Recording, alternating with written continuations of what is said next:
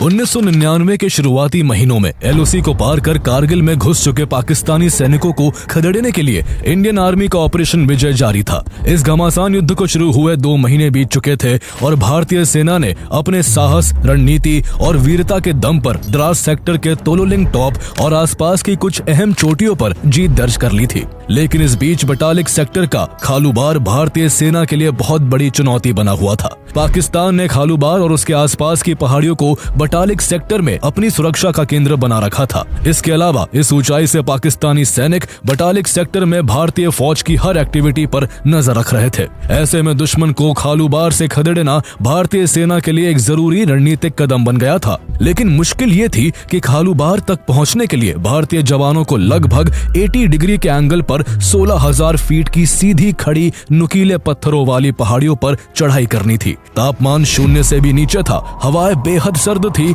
और ऊपर से पाकिस्तानी पोस्ट से लगातार हेवी फायरिंग हो रही थी, जिसने चढ़ाई को और भी मुश्किल बना दिया था।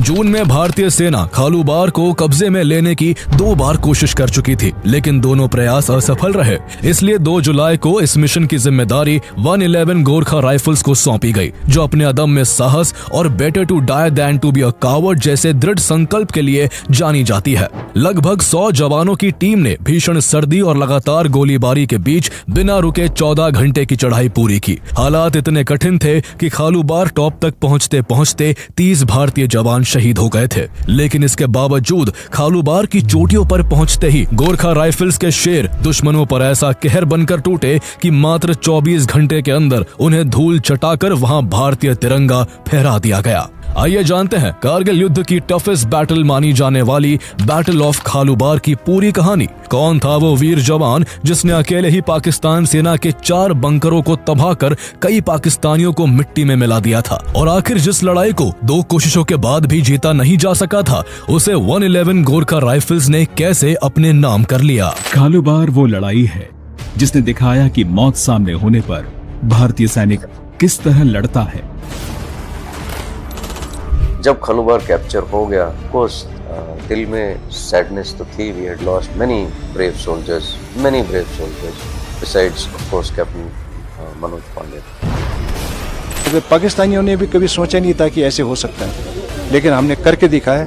सारी दुनिया जानती है और सारी दुनिया जो है सैल्यूट करती है कि इंडियन आर्मी को highest battlefield in the world में ऐसे इन्होंने पराक्रम किया।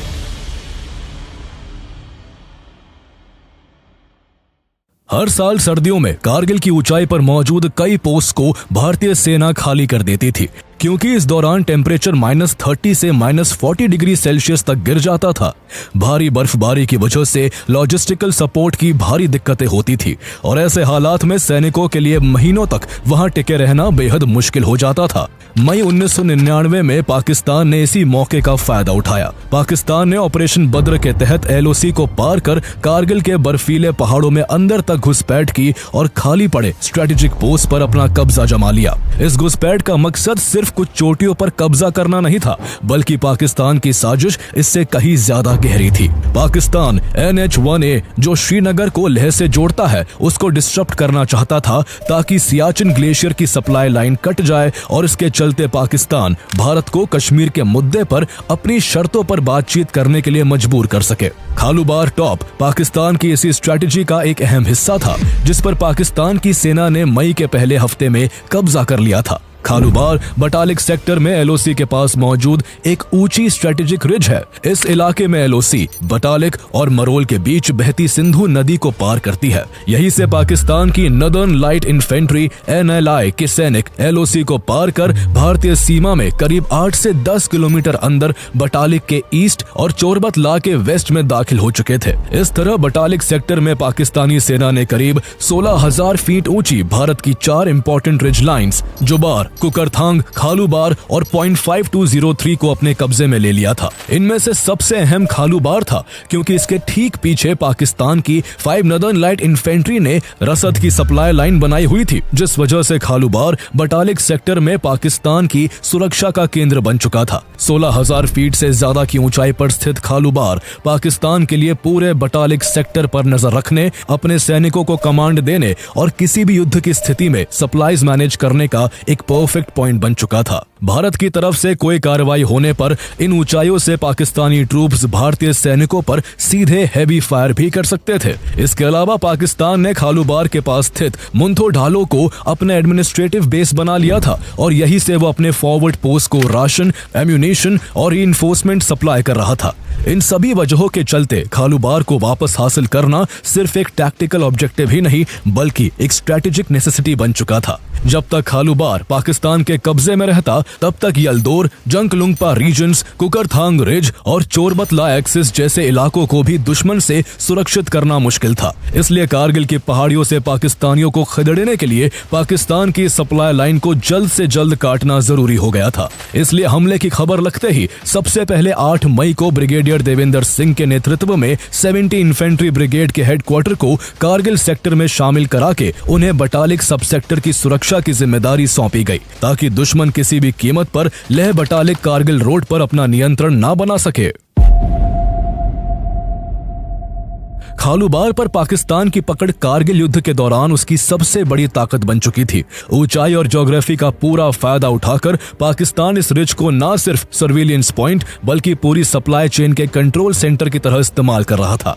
खालूबार समेत बटालिक की सभी पीक्स को रिकैप्चर करने के लिए भारतीय सेना ने 11 बटालियंस की ताकतवर सेना तैनात की। पूरा अभियान कई फेजेस में बांटा गया था ताकि सिस्टमैटिकली दुश्मन की पकड़ को एक एक कर तोड़ा जा सके। फर्स्ट फेज में दुश्मन की घुसपैठ की गहराई, उनकी पोजीशनिंग और फायर पावर का सही आकलन करना जरूरी था। इसके लिए 111 गोरखा राइफल और 12 Jammu and Kashmir light infantry को शुरुआती कार्रवाई सौंपी गई। उनके साथ इस टास्क में 15 फील्ड रेजिमेंट की 2 बैटरीज को भी शामिल कर लिया गया। जैसे जैसे दुश्मन की तैनाती और पोस्ट का पता चलता गया, भारतीय सेना ने और ज्यादा ताकत जुटानी शुरू कर दी। जल्द ही 1 बिहार और 10 पैरा को भी इसमें शामिल किया गया ताकि दुश्मन पर और मजबूती से हमले किए जा सके। इसके बाद 5 para, Ladakh scouts, 17 Garhwal rifles, 22 grenadiers और 14 सिख को भी इस सेक्टर में लगाया गया। फायर सपोर्ट को और इम्पैक्टफुल बनाने के लिए 4 एक्स्ट्रा आर्टिलरी रेजिमेंट्स को मोबिलाइज किया गया जो बोफोर्स तोपों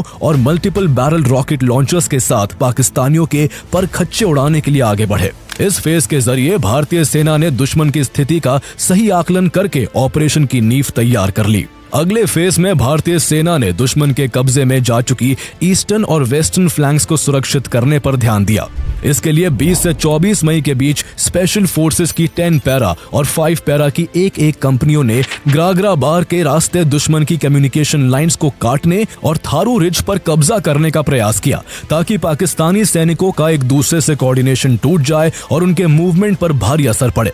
इसी दौरान 12 Jammu and Kashmir light infantry ने जंगलुंगपा में एक कॉरिडोर स्टैब्लिश कर लिया जिससे लॉजिस्टिक्स और ट्रूप्स मूवमेंट में भारत को एज मिलने लगी। इसका नतीजा ये हुआ कि करीब 1 महीने की घमासान लड़ाई के बाद भारतीय सेना ने 21 जून को पॉइंट 5203 पर कब्जा कर लिया जिससे बटालिक सब सेक्टर का ईस्टर्न फ्लैंक पूरी तरह सिक्योर हो गया।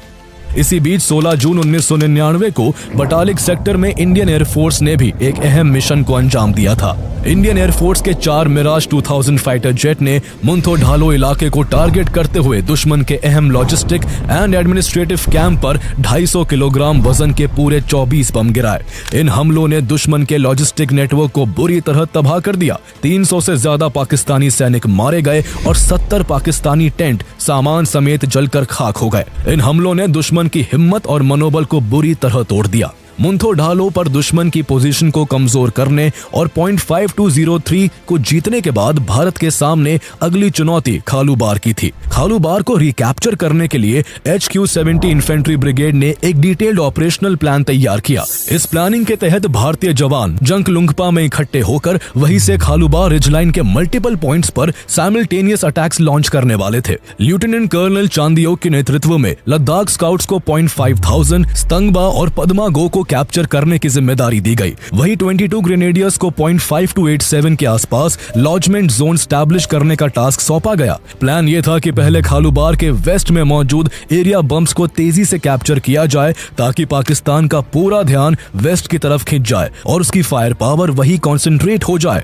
इस डिस्ट्रैक्शन और पाकिस्तान के खेमे में मचे केओस का फायदा उठाकर भारतीय सेना दुश्मन की मेंटेनेंस रूट्स पर हमला करके सप्लाई लाइंस को पूरी तरह कट कर देना चाहती थी ताकि दुश्मन का ध्यान खालूबार से हट जाए और इसी बीच खालूबार पर डिसाइसिव स्ट्राइक की जा सके। इससे पहले भारतीय सेना 13 जून 1999 को द्रास सब सेक्टर के तोलोलिंग को जीत चुकी थी। तोलोलिंग श्रीनगर लेह हाईवे के बेहद करीब एक और स्ट्रेटेजिकली वाइटल पीक है जिसका कंट्रोल हाईवे की सिक्योरिटी के लिए क्रिटिकल था। 18 ग्रेनेडियर्स और 2 राजपुताना राइफल्स ने 3 हफ्ते की कठोर लड़ाई के बाद तोलोलिंग को दोबारा हासिल किया था। तोलोलिंग की यह जीत भारतीय सेना के लिए एक मोरल बूस्टर थी। भारतीय सेना ने जो लेसन्स वहां सीखे थे उन्हें अब खालूबार की लड़ाई में अप्लाई किया जाना था। 30 जून 1999 को मेजर अजीत सिंह की अगुवाई में 22 ग्रेनेडियर्स ने खालूबार को जीतने के लिए अपना अभियान शुरू कर दिया। खालूबार तक पहुंचने के लिए भारतीय जवान करीब 80 डिग्री की सीधी खड़ी चढ़ाई कर रहे थे, जिसे रात के अंधेरे में हड्डियां जमा देने वाली सर्दी ने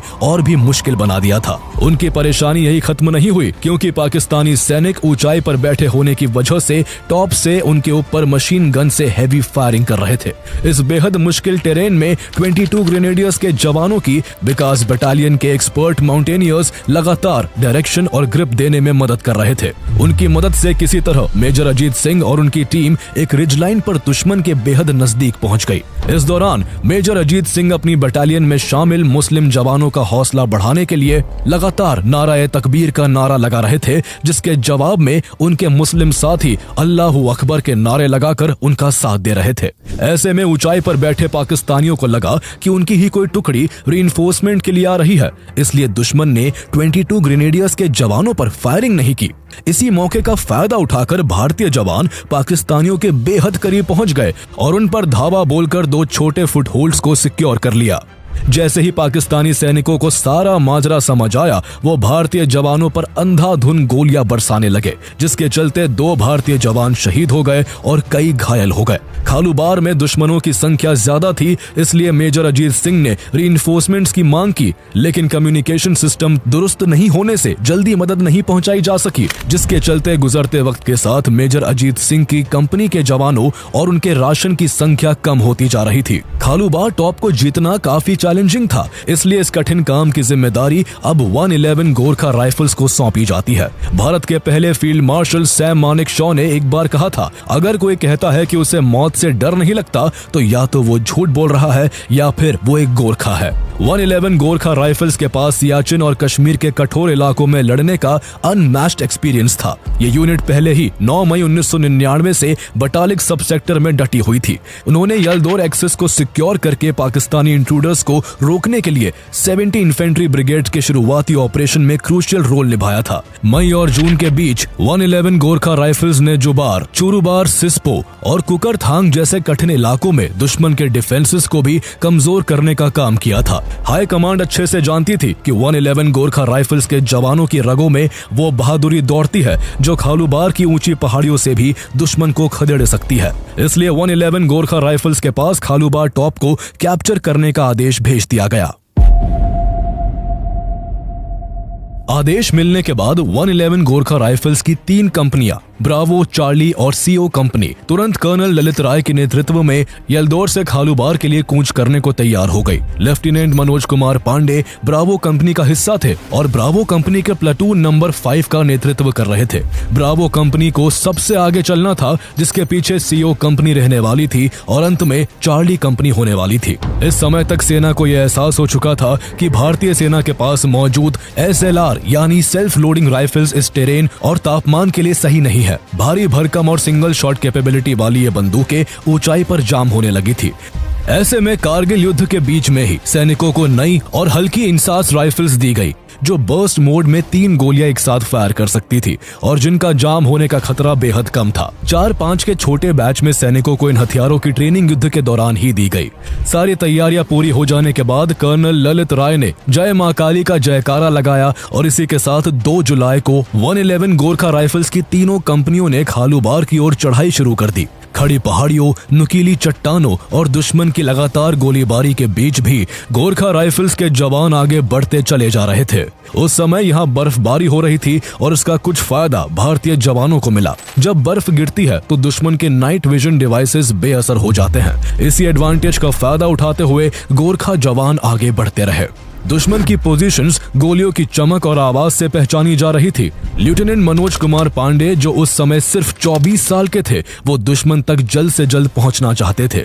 इसलिए उन्होंने चढ़ने के लिए अपने पैर ही नहीं बल्कि हाथों का भी इस्तेमाल किया और रेंगते हुए, पत्थरों से चिपकते हुए तेजी से ऊपर चढ़ते चले गए। 2 जुलाई को चार्ली कंपनी के कमांडर कर्नल अजय तोमर का जन्मदिन भी था, लेकिन इस बार जन्मदिन पर केक नहीं बल्कि सामने खालूबार रिज की बर्फ से ढकी पहाड़ियां थी, जिनकी चोटियों पर छिपे बैठे दुश्मन ऊपर से गोलियां बरसा रहे थे। उन्होंने कहीं पढ़ा था कि जो आदमी अपने जन्मदिन के दिन मरता है वो सीधा स्वर्ग जाता है। इसलिए इतने मुश्किल वक्त में उनके दिमाग में यही विचार गूंज रहा था कि खालूबार को जीतने के क्रम में अगर वो शहीद भी हो जाए तो कम से कम उन्हें स्वर्ग तो नसीब हो ही जाएगा। करीब 6 घंटे की लगातार चढ़ाई के बाद सभी जवान स्टॉप पॉइंट तक पहुंच गए। अब यहां से उन्हें आगे खालूबार बेस तक पहुंचना था, जहां से अटैक की शुरुआत होनी थी। आगे की चढ़ाई और भी ज्यादा मुश्किल थी, इसलिए जवानों ने हथियारों के अलावा बाकी के सामान को वहीं छोड़ने का फैसला किया। जरूरी बात यह कि वो खाने पीने का भी सामान पीछे छोड़कर जा रहे थे। उन्हें पता था कि आगे अगर ये लड़ाई लंबी चली तो भूख और प्यास उनकी जान भी ले सकती है, लेकिन उस वक्त उन्हें देश की रक्षा के सिवाय कुछ भी नहीं सूझ रहा था। थोड़ी देर बाद जैसे ही सभी जवान आगे बढ़े, जोरदार बर्फबारी होने लगी। इसी बीच एक और परेशानी खड़ी हो गई। इस खराब मौसम में उनका रेडियो कम्युनिकेशन सिस्टम ठप हो गया था। ऐसे में अगर कोई प्लेटून दूसरी से बिछड़ जाती या अगर किसी को इमरजेंसी हेल्प चाहिए होती तो कोई रास्ता नहीं था। लेकिन उन्होंने इस बार भी हालात से हार मानने से इनकार कर दिया। भारतीय जवानों में देशभक्ति और जीत हासिल करने की ललक इतनी ज्यादा थी कि उन्होंने जल्दी ही इस समस्या का भी समाधान निकाल लिया। कंपनी हवलदार मेजर जनक बहादुर राय अब एक मैसेंजर की भूमिका निभाने लगे। वो लगातार एक प्लेटून से दूसरी प्लेटून तक दौड़ लगाते और मैसेजेस लेकर आते जाते, ताकि स्ट्रेटेजी और ऑर्डर्स सही समय पर सभी तक पहुंच सके। बर्फ से ढकी 16,000 फीट की ऊंची चोटियों पर रात की जानलेवा ठंड में भारतीय जवान बिना थके, बिना रुके चढ़ते जा रहे थे। तापमान -29 डिग्री सेल्सियस तक गिर चुका था। ऊपर से आती दुश्मन की गोलियों और गोलाबारी ने चढ़ाई को और भी मुश्किल बना दिया था। लेकिन इन हालातों में भी अपनी जान पर खेलते हुए गोरखा जवान रुकने का नाम नहीं ले रहे थे। पूरे 14 घंटे की चढ़ाई के बाद जब वो अपने टारगेट से केवल 500 मीटर की दूरी पर थे, तब तक तीनों कंपनियों के लगभग 30 जवान शहीद हो चुके थे। अब उनकी संख्या घटकर केवल 70 ही रह गई थी। जैसे जैसे भारतीय जवान दुश्मन के नजदीक पहुंच रहे थे, दुश्मन की ओर से की जा रही फायरिंग और भी इंटेंस और इफेक्टिव होती जा रही थी। ऐसे में और आगे बढ़ पाना लगभग इम्पॉसिबल था। पाकिस्तान के सैनिक 2 तरफा हमले कर रहे थे। एक और बंकर एरिया था जहां पाकिस्तानियों ने अपने बंकर बना रखे थे, तो दूसरी ओर खालूबार टॉप था जहां से पाकिस्तानी अपने गन पोस्ट बनाकर भारतीय जवानों पर निशाना साध रहे थे। भारतीय जवानों की मैक्सिमम कैजुअलिटीज यही से हो रही गोलीबारी के कारण हुई थी। ऐसे में हालात की गंभीरता को समझते हुए कर्नल ललित राय ने अपनी स्ट्रैटेजी में थोड़ा बदलाव किया। उन्होंने सभी जवानों को एक साथ इकट्ठा करके 2 हिस्सों में बांट दिया। उन्होंने कैप्टन मनोज पांडे को 30 जवानों के साथ उस बंकर एरिया को न्यूट्रलाइज करने के लिए भेजा जहां से सबसे ज्यादा हैवी फायरिंग हो रही थी, और 40 सैनिकों की दूसरी टीम को लेकर कर्नल ललित राय खुद खालूबार टॉप कैप्चर करने के लिए आगे बढ़ने लगे। कर्नल ललित राय का घुटना बुरी तरह जख्मी हो चुका था, लेकिन ना तो उनकी रफ्तार कम हुई और ना जोश। वो बिना किसी शिकन के सबसे आगे तेज तेज चल रहे थे। इधर खालूबार की एक रिज लाइन पर युद्ध करते हुए मेजर अजीत सिंह और उनके 22 ग्रेनेडियर्स के जवानों को 4 दिन बीत चुके थे। ऐसे में जब मेजर अजीत सिंह अपनी राइफल में गोलियां लोड कर रहे थे तो उन्हें रियलाइज हुआ कि उनके पास केवल 6 गोलियां बची हैं। उन्होंने तुरंत मैगजीन से 2 गोलियां निकालकर अपनी पॉकेट में रख ली। उन्हें ऐसा करते देख उनके एक साथी ने पूछा, आप ऐसा क्यों कर रहे हैं? तब मेजर अजीत सिंह ने कहा कि अगर लड़ते हुए दुश्मन से पकड़े जाने की नौबत आ गई तो मैं दुश्मन के हाथों जिंदा पकड़े जाने से अच्छा खुद को शूट कर लूंगा। इसके बाद उन्होंने बाकी की 4 गोलियां लोड की और अपनी कुल देवी को याद करके उस पाकिस्तानी कंपनी कमांडर पर दाग दी, जो लगातार उन पर चिल्ला चिल्ला कर सरेंडर करने का प्रेशर बना रहा था। इस बार किस्मत उनके साथ थी और एक गोली पाकिस्तानी कंपनी कमांडर को जा लगी और वो वही ढेर हो गया। इसके कुछ देर बाद ही उन्हें अपनी ओर आते कर्नल ललित राय के नेतृत्व में 111 गोरखा राइफल्स के जवान दिखे। काफी दिनों के बाद रीइंफोर्समेंट मिलने से उनकी खुशी का कोई ठिकाना नहीं रहा और इसके बाद वो अपने बचे साथी जवानों के साथ कर्नल ललित राय की टीम में शामिल हो गए। भारतीय जवानों के आगे बढ़ने के लिए पाकिस्तानी बंकरों से हो रही लगातार गोलीबारी और उसकी मशीन गन पोस्टों को डिस्ट्रॉय करना बेहद जरूरी था। इसलिए भारतीय तोपों ने खालूबार की ऊंचाइयों पर बने दुश्मनों के बंकरों को गोलों से टारगेट करना शुरू कर दिया। इससे पाकिस्तानियों की सप्लाई और कम्युनिकेशन लाइन टूट गई और वो अब सीमा पार बैठे अपने आकाओं से बात नहीं कर पा रहे थे। दुश्मन के बंकरों पर गिर रहे भारतीय गोलों की वजह से लेफ्टिनेंट मनोज पांडे और उनकी टीम को आगे बढ़ने का मौका मिल गया। ऊंचाई पर पहुंचने के बाद कैप्टन मनोज पांडे ने देखा कि वहां पर 6 पाकिस्तानी बंकर बने हुए थे, जहां से नॉन स्टॉप हैवी फायरिंग हो रही थी। उन्होंने फ्रंट से लीड करते हुए अपने जवानों के साथ पाकिस्तानी बंकरों पर धावा बोल दिया। उनके साथ हवलदार भीम बहादुर दीवान भी थे, जिन्होंने अकेले ही 2 बंकरों को ग्रेनेड से उड़ाकर 4 पाकिस्तानी सैनिकों को मौत के घाट उतार दिया। लेकिन इस दौरान उनका खुद का शरीर दुश्मन की गोलियों से छलनी हो गया था, जिस वजह से वो दुश्मन से लड़ते हुए देश के लिए शहीद हो गए। उनकी बहादुरी के लिए मरणोपरांत उनका सम्मान वीर चक्र से किया गया। अब बंकर एरिया में दुश्मन के 4 बंकर बचे हुए थे, जहां से भारतीय जवानों पर लगातार हैवी फायरिंग हो रही थी। कैप्टन मनोज पांडे ने आगे बढ़कर पहले बंकर में दुश्मन की गन पोजीशन देख ली और तुरंत जय महाकाली के युद्ध घोष के साथ सीधे दुश्मन के ऊपर सटीक निशाने के साथ फायरिंग की। मशीन गन के पीछे बैठा पाकिस्तानी जवान 1 सेकंड में वही ढेर हो गया। इसके साथ ही कैप्टन मनोज पांडे ने तेजी से एक ग्रेनेड पाकिस्तान सेना के उस पहले बंकर पर फेंका, जिससे बंकर सहित उसमें मौजूद पाकिस्तानी सोल्जर भी वही ढेर हो गए। लेकिन मनोज पांडे यही नहीं रुके, वो चीते की तेजी से दूसरे बंकर की ओर लपक पड़े। लेकिन इस बार वो दुश्मन के इतने नजदीक पहुंच गए कि मुकाबला हैंड टू हैंड कॉम्बैट में बदल गया। वो अकेले 2 पाकिस्तानियों से भिड़ गए। उन्होंने झट से अपनी कमर से वो हथियार निकाला जो उनकी रेजिमेंट की पहचान थी। ये हथियार धारदार खुखरी थी, जिसे थामने से वो सेना में जुड़ते वक्त हिचकिचाए थे। कुछ साल पहले जब उनकी ज्वाइनिंग के वक्त उन्हें गोरखा राइफल की परंपराओं के अनुसार एक बकरे की बलि देनी पड़ी थी, तो मनोज जो एक स्ट्रिक्ट वेजिटेरियन थे, उस दिन बेहद असहज महसूस कर रहे थे। उस समय उन्होंने खून से सने हाथों को 12 बार धोया था। लेकिन आज वही मनोज पांडे खुखरी दुश्मन पर ऐसे चला रहे थे जैसे कोई गाजर मूली काट रहे हो।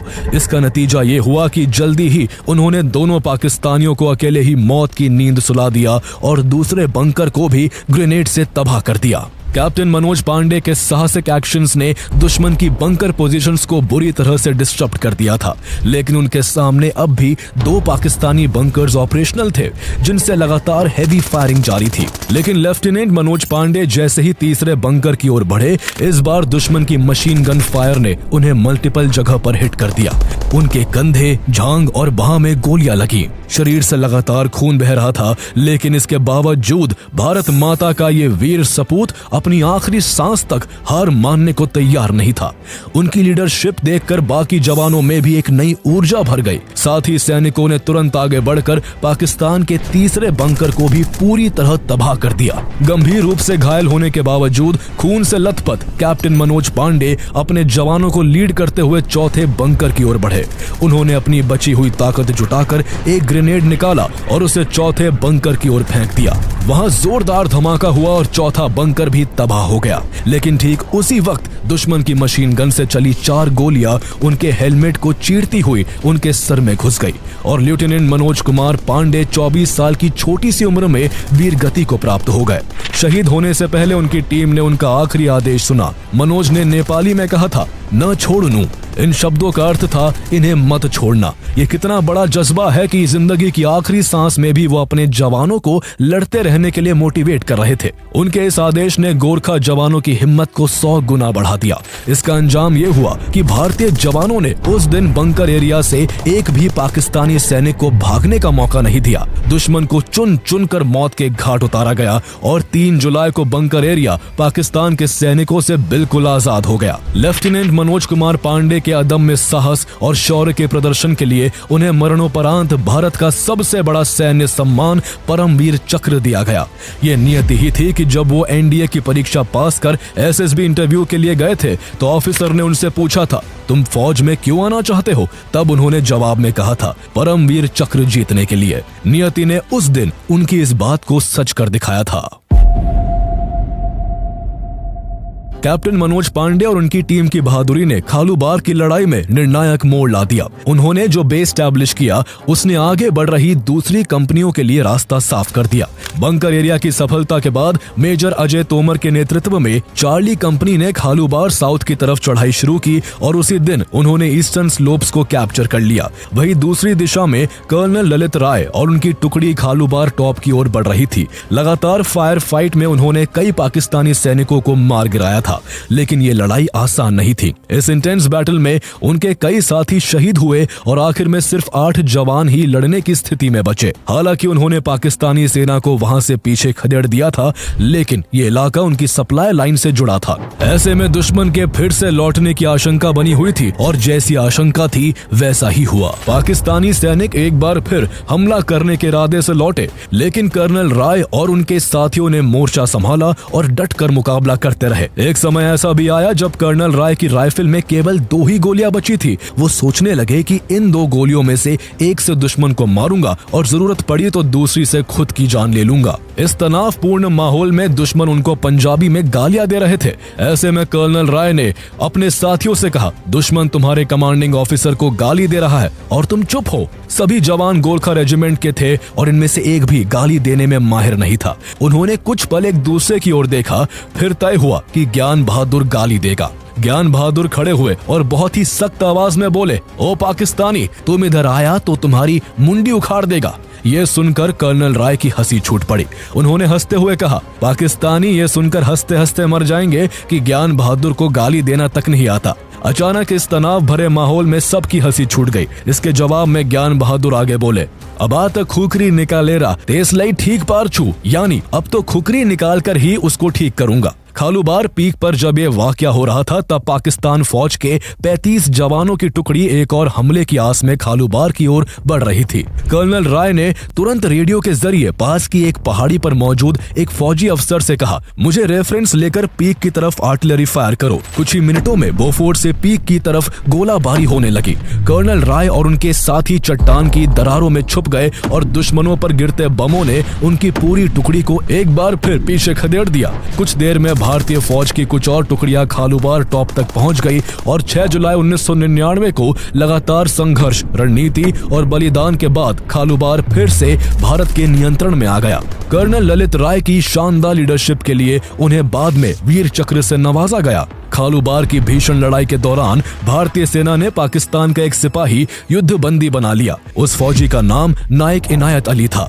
वो गोरखा की वीरता से इतना ज्यादा प्रभावित था कि युद्ध बंदी बनने के बाद उसने सिर्फ इतना कहा कि वो किसी गोरखा को देखना चाहता है। कर्नल ललित राय ने अपने एक जवान को उसके सामने पेश किया और उसने उसे अपनी खुखरी निकाल कर दिखाई। खालूबार पीक पर 111 गोरखा बटालियन ने इस तरह की वीरता का प्रदर्शन किया था कि इस यूनिट को the bravest of the brave की उपाधि से नवाजा गया। खालूबार की ये जीत बटालिक सब सेक्टर में एक टर्निंग पॉइंट थी। भारतीय हमला इतना जबरदस्त था कि पाकिस्तानी सैनिक घबराकर अपनी पोजीशंस छोड़कर भागने लगे। इस लड़ाई में दुश्मन को भारी नुकसान उठाना पड़ा और वो अपने पीछे भारी मात्रा में हथियार छोड़ गए, जिनमें यूएस मेड स्टिंगर मिसाइल्स भी शामिल थी। खालूबार के कैप्चर ने पाकिस्तान की नदर्न डिफेंस ग्रिड को तोड़ दिया। इससे चोरबतला एक्सेस खुल गया और बाकी फॉरवर्ड पोस्ट पर उनकी पकड़ कमजोर हो गई।